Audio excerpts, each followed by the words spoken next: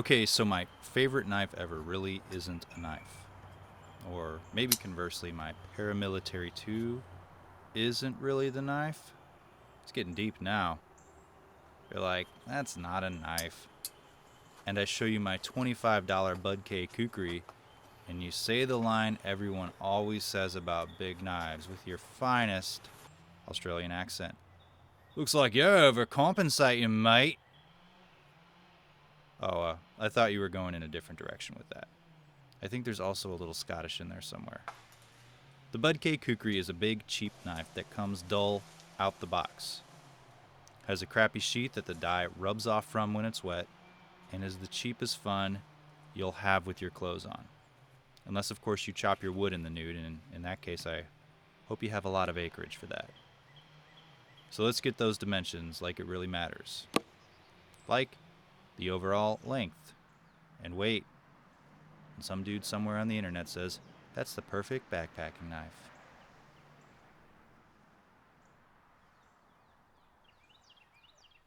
The blade length and the chopping edge.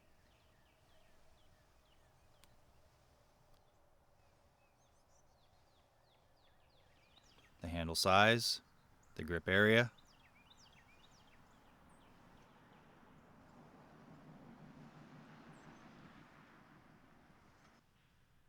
the spine thickness, and the handle thickness. The BudK Kukri, internet legend has it, is handmade in India, as crudely engraved on the blade. But maybe it's just made by real crappy robots. The blade is said to be made from the leaf springs out of cars by super reliable anonymous internet sources and is full tanged high carbon steel.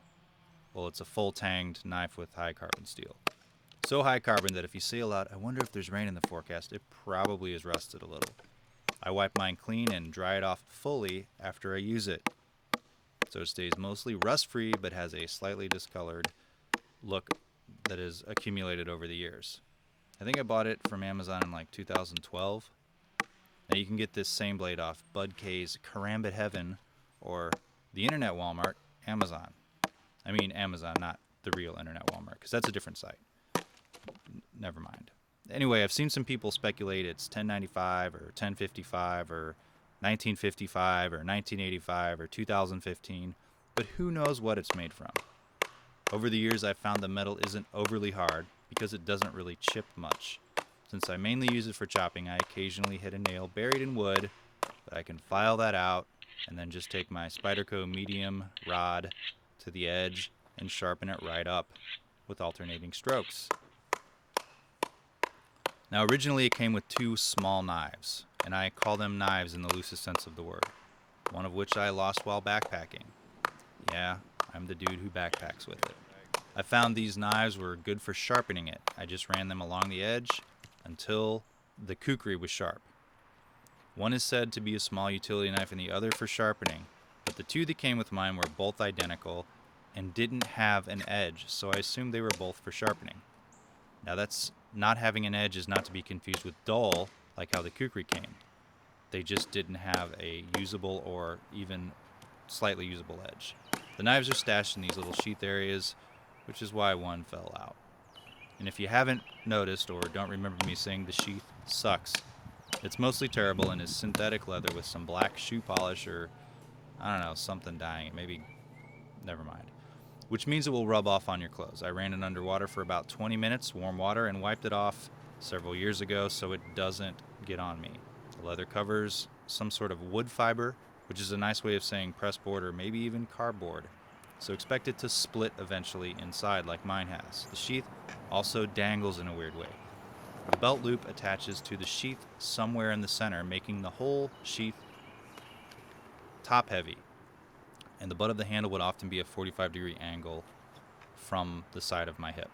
I had a leather shop drill holes and tie leather stitching to the top, so the sheath attached much higher on the belt loop so it can be carried somewhat normally. Don't expect the belt carry if you don't modify it. Or if you do, it's going to be super awkward. And it's going to swing around like a weight. The handle is wood. I felt for years it was going to come off or split, but it hasn't. Maybe I should have been a little more positive. Like I mentioned earlier, there's a full tang in there. The handle could be a bit more ergonomic, but maybe the weird bulb and band across the middle is just to preserve tradition or whatever. For chopping, I use this or my S-Wing camper's axe. The handle is much better on the camp axe, if a bit slick, but the blade on this is really why I like it. At least I never got a splinter. That's positive, right? Alright, so the knife was dull, has a bad sheath, and the handle could be better, so why do I like it? First off, it's a chopper, pure and simple. I've used it in place of a camp axe and a machete. While a machete works better for thin brush and tiny limbs, some smaller machetes aren't great choppers. And camp axes, on the other hand, aren't great for brush either. But they're stout, and they're good for thick limbs and wood, and you can get good, nice targeted hits out of a nice camp axe. The blade is so easy to sharpen, even if you aren't a great sharpener. You can sharpen it with the two knife doodad things that come with it, or just a sharpening rod by running the length of each side. I can get mine pretty sharp after only a few minutes of alternating strokes. You said alternating strokes.